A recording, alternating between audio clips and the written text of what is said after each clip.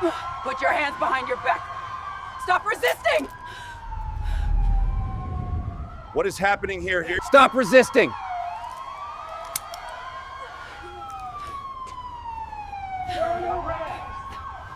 In a quiet suburban neighborhood, a decorated black U.S. Army General, Alicia Thompson, is brutally handcuffed by local cops outside her own home, in front of silent neighbors, unaware that she holds Pentagon power. As humiliation turns to exposure through viral footage, her dignity and silence become weapons sharper than fury, unraveling systemic racism, corrupt excuses, and performative apologies chapter by chapter, from the shock of arrest, the pain of betrayal, and the storm of public outrage, to the officer's downfall, the city's desperate reforms, and finally Alicia's transformation into a living symbol of resilience and poetic justice, proving that true power is not given but unbreakably claimed. The hum of the highway had thinned into the quiet of a suburban road. Streetlights burned weakly, their yellow glow stretching over neat rows of manicured lawns. The black SUV slowed, signal flashing. Inside sat General Alicia Stone, uniform folded neatly in the passenger seat, her frame relaxed, but her eyes sharp. Civilian clothes, hair tied back, the exhaustion of 14 hours at the Pentagon evident in the slump of her shoulders. She turned onto her street, a place she paid dearly to call safe.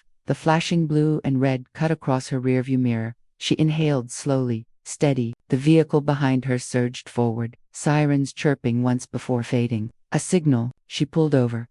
Two officers emerged, one tall, pale, built like a wall, the other younger, restless, hand hovering near his holster, as if safety depended on constant readiness. The tall one rapped on her window, license and registration. Her window slid down halfway. Evening, officer. May I ask the reason for the stop? You match a description, the younger one barked, already circling toward the back. Alicia's eyes narrowed, her tone steady. Description of what? Step out of the car. The tall one's voice was flat, authoritative. Final. Her fingers curled over the steering wheel. Years of command in foreign soil, standing before soldiers in hostile zones, had trained her composure. But the setting sun bouncing off his badge pressed against her chest like a weight. My license and registration are right here, she said, sliding them through the gap. The officer didn't look. Step out. Her pulse quickened, not from guilt, but from recognition. She had counseled soldiers about this exact fear, being misread, mislabeled, unseen. Now it was her. She opened the door slowly, stepping into the cool air. The younger officer eyed her car. Nice ride yours. Yes, bought it. His smirk lingered. Her jaw clenched. Correct. The tall one stepped closer, hand near his belt. Where you headed? Home. Where's that? Right here. She motioned to the row of houses. The younger one scoffed. Big claims. Her silence stretched, deliberate. The tall officer gestured. Hands on the hood, officer, now. The command cracked through the night. A dog barked in the distance. Curtains twitched in nearby windows. Her voice lowered, controlled. I've complied. My license is valid. I live here. The younger one's laugh carried. Lady, don't make this harder. Her spine straightened. The part of her that once stood under gunfire in the Middle East, who negotiated with generals twice her size, wanted to flare. But another part whispered, calm, steady. Endure. She placed her hands on the hood. The metal was cool, humming faintly from the engine's heat. The tall officer leaned near. You're acting nervous. She turned her head slightly, eyes piercing. I am cautious. He smirked. Same thing. The younger officer returned from her trunk. Plates match. Cars, clean. Still doesn't mean she belongs here. The tall one glanced at his partner. A silent agreement passed. He pulled his cuffs from his belt. The night closed. In the cuffs, dangled in the tall officer's hand, metal glinting under the streetlight. Alicia kept her palms on the hood, her reflection faintly visible against the black paint. The younger officer shifted, voice sharp. She's stalling, probably hiding something. Her tone remained even. You have my license. You ran my plates. I've been respectful. Respectful. The tall one let out a low chuckle. You've been giving us attitude. Her eyes flicked sideways. By asking why I was stopped, by questioning authority. His words cut short, designed to end conversation rather than invite it. She turned her gaze forward again, jaw tightening. The air smelled of cut grass and asphalt, but underneath it was the metallic temps of escalating power. From the corner of her vision, curtains in two houses shifted. Neighbors watched. Their silence was louder than sirens. The younger officer crossed his arms. Look at her, calm like she's better than us. Alicia finally spoke, measured. I'm calm because I have nothing to hide. You think this is a debate? The tall one stepped closer, his shadow stretching over her. This is compliance. And right now, you're not giving it. Her fingers twitched on the hood, the urge to identify herself rising in her throat. But timing mattered. Authority mishandled could ignite into worse. She knew. She had commanded men trained to fire first, reason later. The younger officer leaned toward her ear. What's in the bag on your passenger seat? My uniform. Uniform. His laugh was brittle. What kind of uniform? Maid service, security guard. Her breath caught for the briefest second. She did not answer. Silent now. His smirk widened. Guess that tells us enough. The tall officer raised his radio. Static cracked as he muttered codes, calling in their stop. His eyes never left her. You live around here? Yes. Address. She gave it. The younger one scoffed. That's a $500,000 home. You telling us you afford that? Her head turned slightly, gaze sharp. I'm telling you the truth. Truth doesn't always match reality. He spat the words, as if they tasted foul. The silence between them grew heavy. The neighbors' windows glowed faintly, but no doors opened. Alicia finally straightened her spine, hands still flat on the hood. Her voice was soft but carried weight. Officers, I have complied with every request. If you continue this, you are not upholding the law, you are abusing it. The younger one barked a laugh. Hear that? Lawyer talk. The tall officer's jaw tightened. Abuse is resisting, and I'm seeing plenty of that. She inhaled deeply, eyes closing for half a second. Years of medals, ribbons, commands, and foreign deployments condensed into that breath. For a moment, she stood again in combat zones where the wrong movement meant death. Only now, the battlefield was a quiet American street. Her voice returned, sharper. I am not resisting. The younger one stepped back, hand grazing his holster. She's raising her voice. The tall one's expression darkened. That's it. Enough waiting. He snapped the cuffs open. Hands behind your back. Her silence was iron. The neighbors still watched, motionless.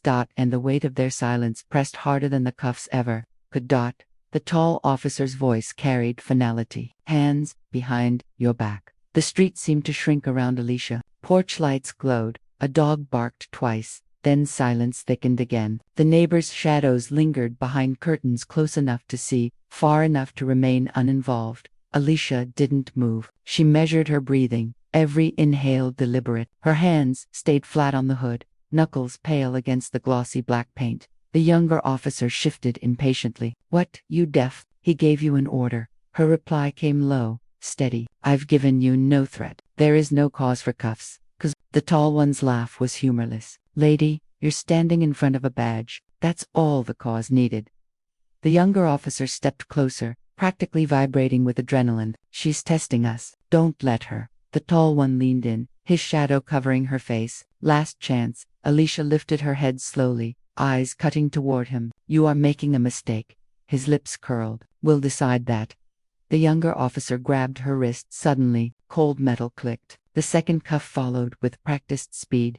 The steel clamped down, biting her skin. Her arms pulled behind her back, body angled against the hood. Her cheek brushed the surface cool, unforgiving, smelling faintly of engine oil. See, the younger officer said, voice sharp with triumph. Compliance after all. Her breath pressed shallow against the hood. The restraint wasn't foreign. She'd worn shackles in training exercises, prepared soldiers for captivity. But this was different. This wasn't preparation. This was degradation. The tall one stepped back, watching her. Nervous now, Alicia's voice came muffled, pressed against metal. I am steady, steady. He tilted his head. You're cuffed like a criminal.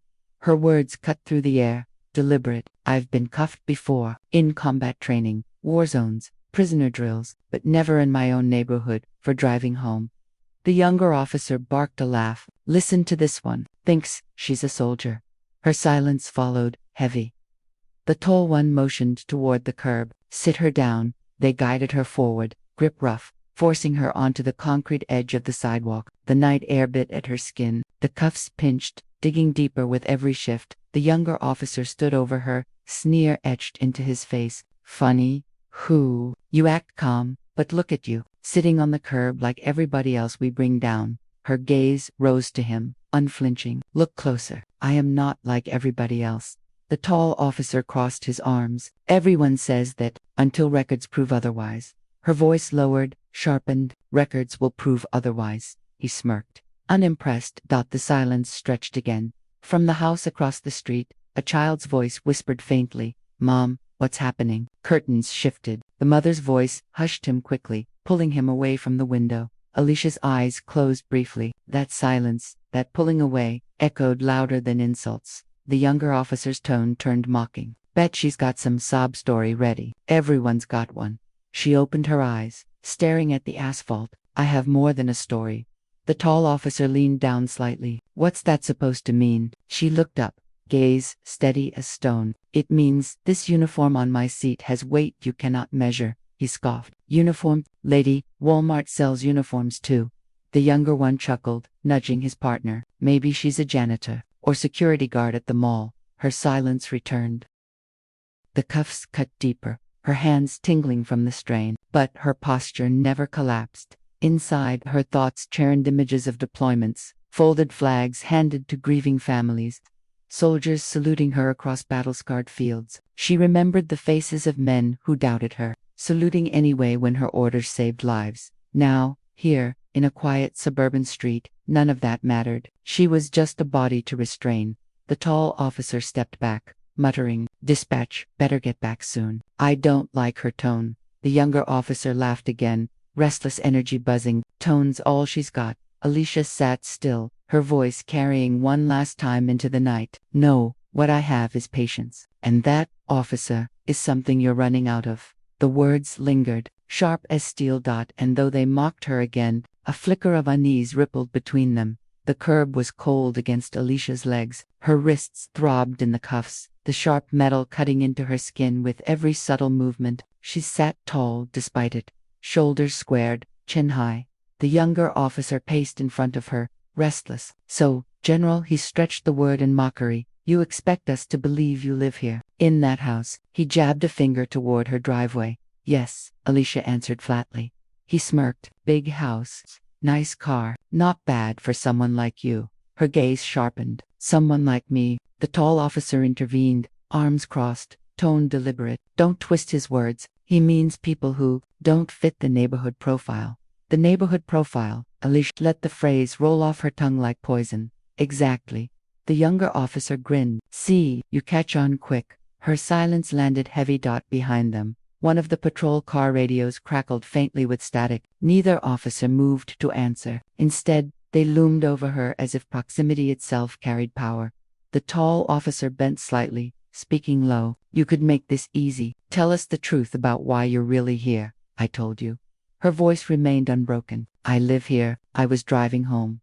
The younger one laughed loudly enough for the neighbors behind curtains to hear. "You hear that? She lives here." His laughter carried, exaggerated. "Lady, I've lived in this county all my life. Folks like you don't just show up in a place like this. Folks like me," she repeated, voice calm but eyes burning. "Exactly." The tall officer straightened, looking around at the quiet houses. "Funny thing is, no one's coming out to vouch for you. Guess that says it all."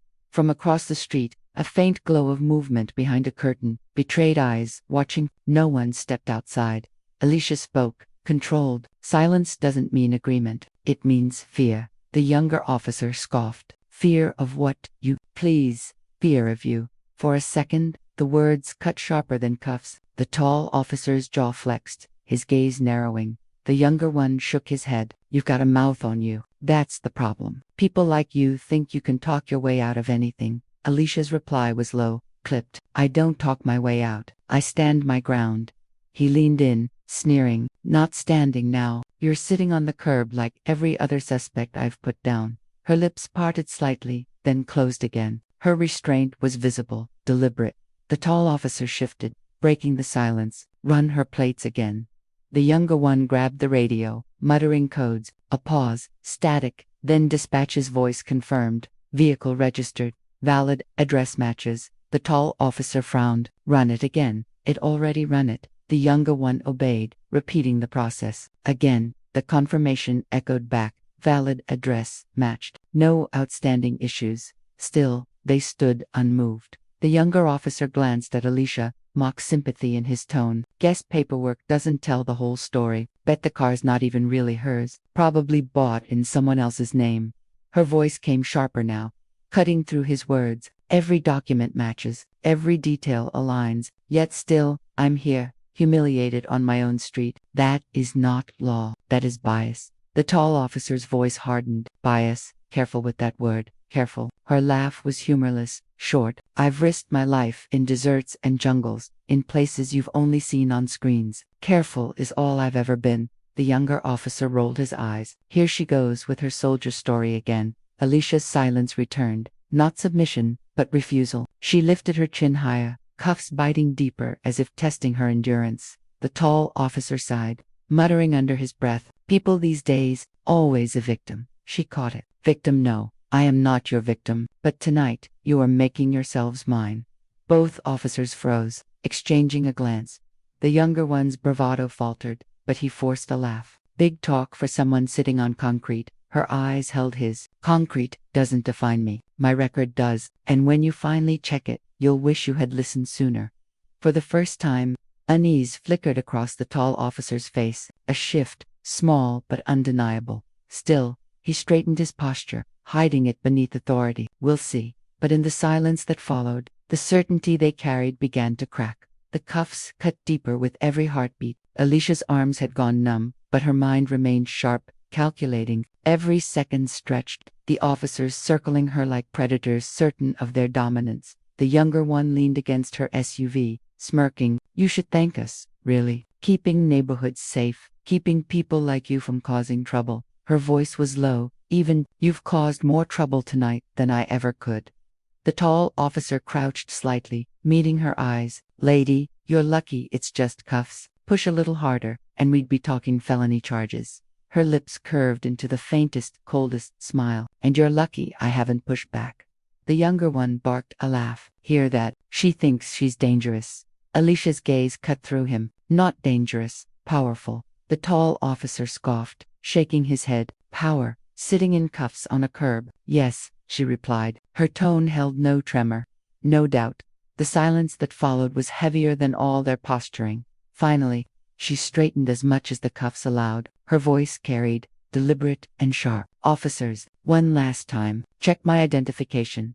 Properly. Not the plates, not assumptions. My ID. The younger one rolled his eyes. Already looked at your license. Nothing special there. She turned her head slowly, eyes piercing. Not my driver's license. The tall officer frowned. What else you got? Alicia inhaled deeply. The air burned her lungs, not from exhaustion but from restraint. On the passenger seat, black leather case. Inside, my Department of Defense identification, Pentagon clearance, General Alicia Stone, United States Army. For the first time, both officers hesitated.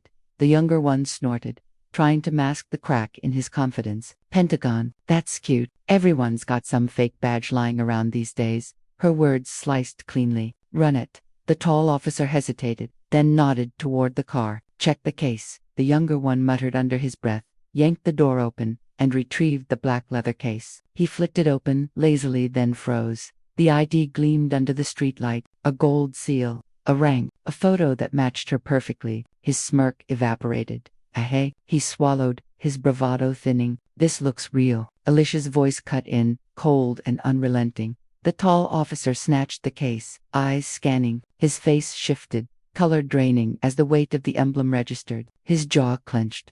General, United States Army, Pentagon. He looked up slowly, meeting Alicia's gaze. For the first time, his authority faltered. Her eyes did not soften. You doubted me. You mocked me. You restrained me without cause. And now, you see who I am. The younger one stammered. This could be fake. We should call it in. The tall officer snapped. The younger one hesitated, then raised the radio, voice suddenly uncertain. He read off the credentials, tone trembling despite his effort to mask it. Static filled the night. Then dispatch's reply came crisp, undeniable, confirmed. General Alicia Stone, active duty, Pentagon clearance level confirmed. Silence dropped like a hammer. The tall officer's throat bobbed, his grip on the ID case tightening. The younger one froze, staring at the ground as though it might swallow him whole. Alicia spoke, voice low, steady, merciless. Now, unlock these cuffs. The tall officer hesitated, then reached for his keys. The younger one shifted, as if trying to speak, but no words came. The cuffs clicked open, metal releasing her wrists. Blood surged back into her hands, hot and stinging. She rubbed them slowly, deliberately, standing with the quiet dignity of someone who had never bowed, not in war, not in life, and not tonight. The tall officer muttered, "Ma'am, we didn't know." Her gaze sliced through him. "You didn't care to know." The younger one's voice cracked. "We were just following procedure." Procedure. She stepped closer, her presence towering despite her height. Procedure is to assess, not assume. Procedure is to protect, not degrade. What you followed tonight was prejudice thinly veiled as law. Neither man spoke. Their silence was admission enough. Alicia's eyes swept the neighborhood. Curtains still shifted. Shadows still lingered. Neighbors still silent. She turned back, voice like steel. "Remember this moment. The night you mistook authority for power. The night you learned the difference." The younger officer swallowed hard, unable to meet her gaze. The tall one tried to stand firm, but his eyes betrayed him, and in the charged stillness, Alicia's composure became the sharpest weapon on the street.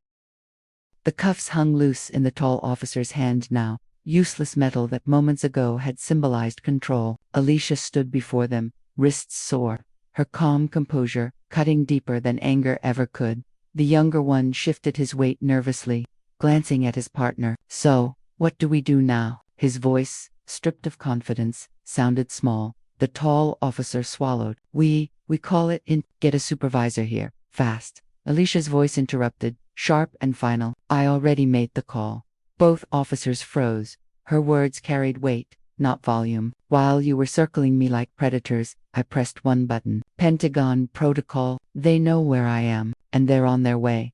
The younger one paled. You called the Pentagon." Her eyes did not waver. "Yes." The tall officer's mouth opened, then shut. His badge gleamed under the streetlight, but its shine no longer meant dominance. Minutes passed, tension wrapped the street tight. Then, headlights approached. Dark SUVs, marked but unmistakable. They rolled to a stop behind the patrol cars, engines humming low, purposeful. Doors opened. Men and women in suits stepped out, clipped earpieces in their ears. Their posture alone radiated authority higher than any patrolman could dream of. One of them spoke crisply, "General Stone." Alicia nodded once. The agents closed ranks around her instinctively, forming a subtle but unbreakable perimeter. Their presence shifted the air. The balance of power swung violently in her direction. The younger officer stumbled back. Who are they?" Her answer was quiet but devastating. "The people who answer when I call." The tall officer's jaw clenched, panic flickering across his face as realization sank in. An agent turned to Alicia. "General, do you require us to detain them?" The officers froze at the word dot. Alicia raised a hand, stopping the question in the air. "Not yet." Her gaze cut to the two men who had humiliated her minutes before. "Let them stand in their own discomfort. It speaks louder than any cell could tonight." The younger officer stammered, "General, we didn't know. Honest mistake." "Stop." Her single word silenced him. She stepped forward, the agents parting just enough for her presence to dominate. "You didn't care who I was. You didn't care about truth. All you saw was skin, gender, and assumption. That was enough for you to act as judge and executioner." Neither man moved. Her voice grew colder. "I wore these same hands, raw saluting coffins, draped in flags. I've defended men and women you'll never meet, whose lives you'll never know. Yet tonight, you decided those same hands didn't belong on the wheel of a car in my own neighborhood." The tall officer's lips parted. "General, please." She raised a hand. He fell silent. Her eyes swept to the glowing houses. "Look around you." Neighbors peeking through curtains, silent, watching, pretending they don't see. This is how systems survive through silence. The younger officer's breath caught, shame washing over his features. The tall officer tried again, his voice breaking. We were only doing our job." Her reply struck like a blade. "Your job is to protect, not to degrade. And tonight, you chose the latter." The agents shifted, exchanging subtle glances. They were witnesses now, every word etched into memory and destined for reports. Alicia exhaled, slow, measured. "You will answer for this, not to me, but to the same system you thought would protect you. Tonight, it will not." The younger officer whispered, "Please." But there was no plea strong enough to bend the weight pressing down on them now. The agents closed back around Alicia, shielding her as if she were on foreign soil, though the real war was on her own street. The tall officer's voice trembled despite his size. What happens now? Her eyes locked on his. Now, you live with the knowledge that your badges couldn't shield you from the truth. That's the beginning. The night held still, the air heavy with reversal. And for the first time, the officers looked small. Morning came, not with peace, but with headlines. The story spread like fire. Video captured by a teenager down the street leaked online before dawn. Grainy footage, shaky angles, but clear enough to show two officers handcuffing a calm black woman on the curb. Clear enough to show the moment Pentagon agents arrived. Clear enough to capture the instant fear etched across the officers' faces when the word general was spoken aloud. By breakfast, hashtags trended nationwide. By noon, news anchors dissected every frame. By evening, the incident hit prime time. Two officers detain U.S. Army general outside her own home. The same neighbors who had hidden behind curtains now flooded comment sections with performative outrage. I can't believe this happened on our street. We're shocked. We stand with her. But Alicia knew the truth. They weren't shocked. They were silent until cameras forced them to speak. At the Pentagon, meetings buzzed with her name. High-ranking officials, some who had once dismissed her for her skin or her gender, now spoke with hushed tones of respect, sharpened by fear of public scrutiny. Her phone rang endlessly. Colleagues, politicians, seeking statements. She answered none. Instead, she sat in her study, blinds half-drawn, uniform pressed, but unworn. Her silence was intentional. Let the footage speak. Let their excuses unravel without her voice to soften them.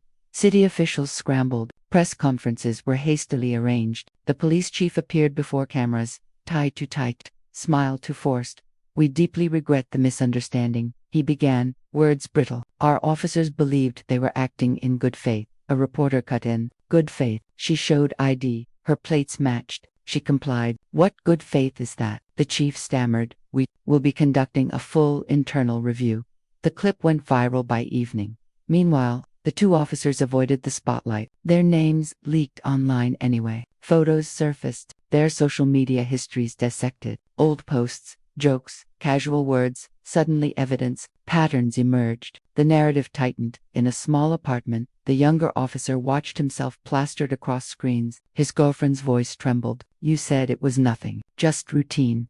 He buried his head in his hands. I didn't know who she was. Her reply cut him. That's the problem. The tall officer sat in silence in his own home, his wife avoiding his eyes. The phone rang without pause. Calls from the union, from reporters, from colleagues already distancing themselves. Back in her study, Alicia finally spoke, not to the cameras, not to the officials, but to herself. Her voice was low, steady, private. Now they see, but they only see because of who I am. What if I wasn't a general? What if I was just another woman, another face, another silence? Her reflection in the dock window gave no answer.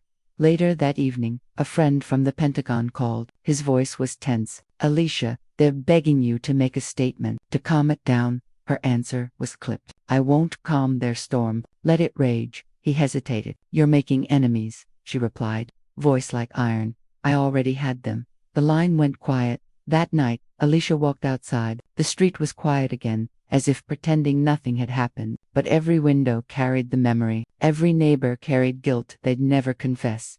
She paused by her SUV, running her hand over the hood where her cheek had been pressed. The metal still felt cold. Her voice, carried only to the night air, was sharp as a blade. Exposure is not justice. It's only the beginning.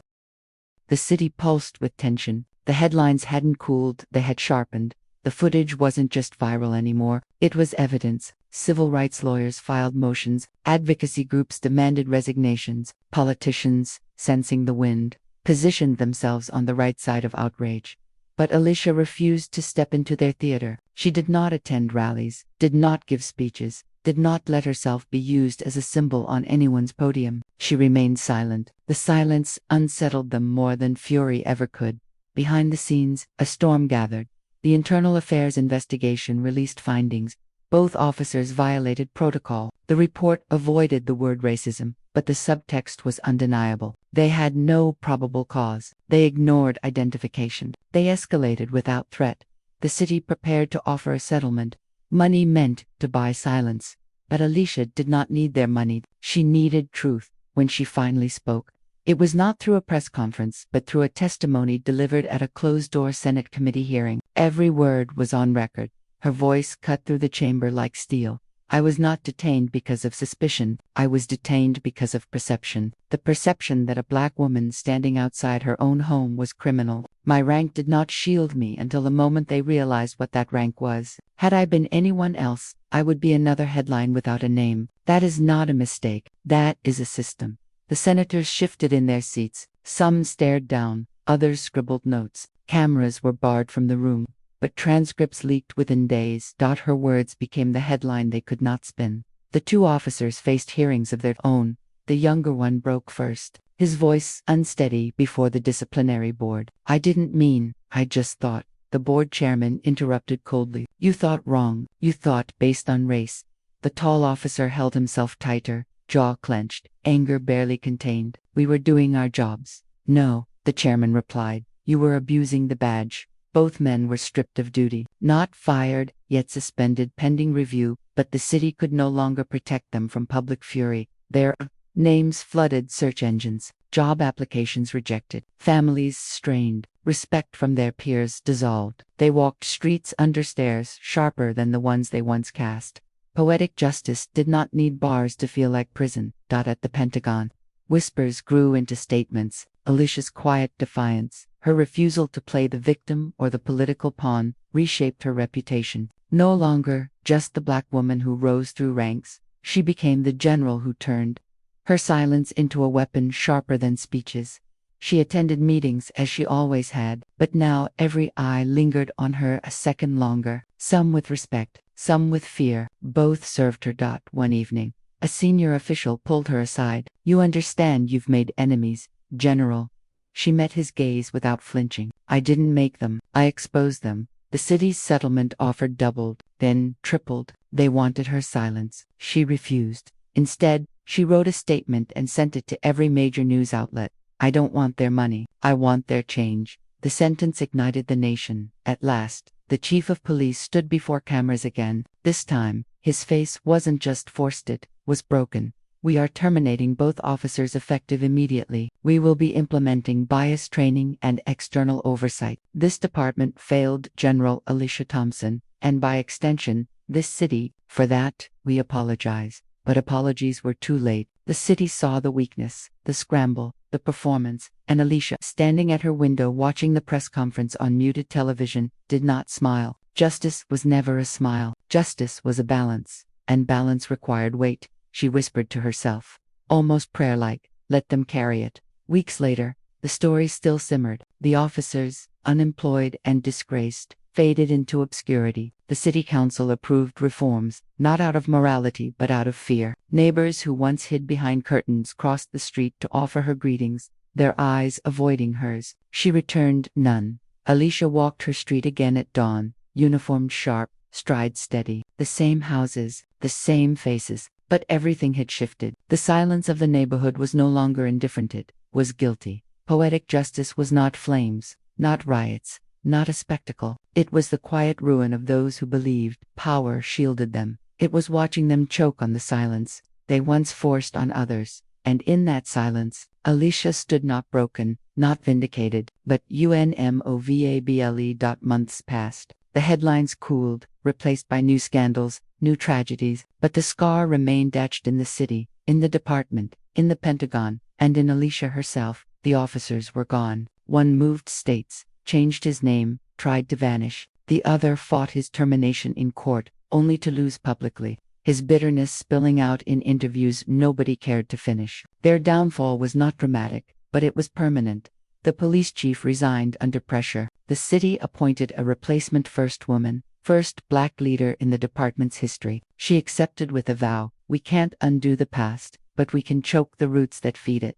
The neighborhood still whispered. Some neighbors tried to make amends, offering hollow gestures. Others avoided Alicia entirely. Ashamed or defiant, she treated them all the same with silence. At the Pentagon, Alicia's influence deepened. Committees sought her counsel. Younger officers, especially women and men of color, looked at her, not just as a leader, but as proof that survival was possible, proof that resistance could cut through stone. yet she remained restless. The image of her cheek pressed to the cold hood of her SUV never left her. It became a phantom weight, pressing on her even in sleep. One evening, she sat in her study again, the same dim light spilling across old medals and new reports. A friend and fellow officer visited, setting down a folder. "You've won," he said gently. "You exposed them. You've changed things." Alicia's voice was calm, but firm. "Change isn't won in one battle. Change is a war." He frowned. "And how long can you keep fighting?" Her eyes met his, steady as iron,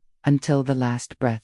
Weeks later, she received an invitation to an event at a local school. Students wanted to meet the general whose name they'd read in headlines. She hesitated, unused to stepping into the role of symbol, but she went. The auditorium buzzed as she entered. Dozens of children, many black, many brown, stared wide-eyed at her uniform, her presence. One girl raised her hand timidly. "General, were you scared?" The room stilled. Alicia paused, the silence stretching. Then she spoke, her words slow, heavy with truth. "Yes, I was scared, because I knew my rank didn't matter to them until they saw it. And I thought, maybe I would never be more than what they decided I was." The girl's eyes welled. Alicia's tone softened, not comforting, but steady. "But fear isn't the end. Fear is the beginning. What you do with it, that's your weapon." The students erupted with questions. Alicia answered each, not with polished slogans, but with raw honesty. When the session ended, the girl who asked the first question lingered. She pressed a folded note into Alicia's hand and whispered, "Thank you." Later, alone, Alicia opened it. The handwriting was messy, the words simple. "If they see me the way they saw you, I'll fight anyway." Alicia folded the note, placed it inside her uniform pocket, and left it there. The story of her detainment no longer trended, but its echo lived on. Civil rights groups cited it in speeches. Police reform bills referenced it in footnotes. Her silence, once her shield, had transformed into a legacy beyond her choosing. At night, Alicia walked her neighborhood without fear. She no longer looked at the houses for signs of hidden eyes. She no longer cared who watched. The street was the same, but she was not. Her final reflection came one evening as she stood by the SUV, the same one, repaired, polished, the faint memory of her cheek against its metal still alive beneath her fingertips. She whispered, "Not for cameras, not for neighbors, not for the world, but for herself. They tried to make me small, but I am not their measure. I never was." The wind carried her words away, but their weight remained, and in that weight, Alicia knew the truth. Poetic justice was not the officer's fall, not the city's reforms, not even her survival. Poetic justice was the seed she left behind, planted in every witness, every child, every silence turned into speech. Legacy was not chosen, it was forged, and hers was unbreakable. Winter settled across the city, the snow-muffled streets that once rang with tension. The story of Alicia's detainment was no longer front-page news, but it had become something deeper, a reference point, a parable, a wound that wouldn't heal clean. The officers who handcuffed her were gone. One slipped into obscurity, his bitterness festering in small-town bars where no one cared who he used to be. The other's name appeared only in lawsuits he could not win. Their downfall was not cinematic, but it was complete. The police department staggered forward under new leadership. Reforms were announced, training introduced, oversight committees formed. Some officers adapted, others left. The old guard muttered in corners, resentful of a world that no longer bowed to them. But change, however slow, had broken through the cracks. And in living rooms across America, when parents spoke to children about power, Alicia's name surfaced not as victim, not even as survivor, but as a standard. At the Pentagon, Alicia's career surged, not because of pity, not because of image, but because she had proved something even her colleagues could not deny: unshakable resilience under the weight of the very system meant to diminish her. She carried herself differently now, not louder, not softer, just heavier, with the gravity of someone who had been pressed against cold steel and refused to break it. Junior officer once asked her in a briefing, voice nervous, "General, what keeps you steady?" Her reply was curt, stripped of ornament, "I remember who tried to take it from me." The room fell silent, each person absorbing the weight. That silence became part of her authority. Months later, Alicia returned to the Senate committee not as a witness, but as an advisor. Policies were drafted, language debated, budgets fought over. She did not allow her name to be tokenized, but she allowed her presence to sharpen the room. A senator leaned close after one session, voice hushed. You've become the face of reform. Alicia corrected him, her tone measured. No, I've become the reminder of failure. Don't mistake the two. The senator said nothing more. Back in her neighborhood, life carried on with its fragile normalcy. Neighbors still avoided her eyes. Some greeted her with brittle smiles. None forgot. Neither did she. One Sunday morning, the young girl from the school visit appeared on her porch with her mother. She held a notebook and a nervous smile. I want to interview you for my class project, the girl explained. Alicia studied her soul, the fire, the tremble, the hope. She gestured inside. Then ask what you need. The girl's first question was simple. What does power mean to you? Alicia paused, considering. Her answer came steady, etched in iron. Power is not what they hand you, it's what they cannot take away. The girl scribbled furiously, eyes wide. Alicia leaned forward, voice lowering. And the measure of power is not how much you hold, it's how much you refuse to lose. The girl nodded, her face alight with understanding.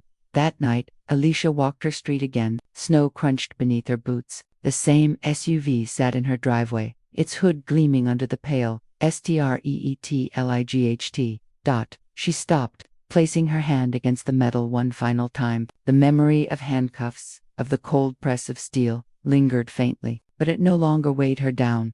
Instead, it sharpened her like a scar turned into armor. She whispered into the silence, words meant for no one but herself. They thought they measured me, but only I decide what I am worth. Her breath misted into the cold night, then vanished. But the truth remained. Poetic justice had already played its part. Exposure, downfall, reform, legacy. What remained was something greater. Permanence, not in headlines, not in apologies, but in the quiet endurance of a black woman who stood against a system meant to erase. Her hand did not vanish. That permanence was her victory. That permanence was her power. And as Alicia turned, walking back inside her home, the night bore witness.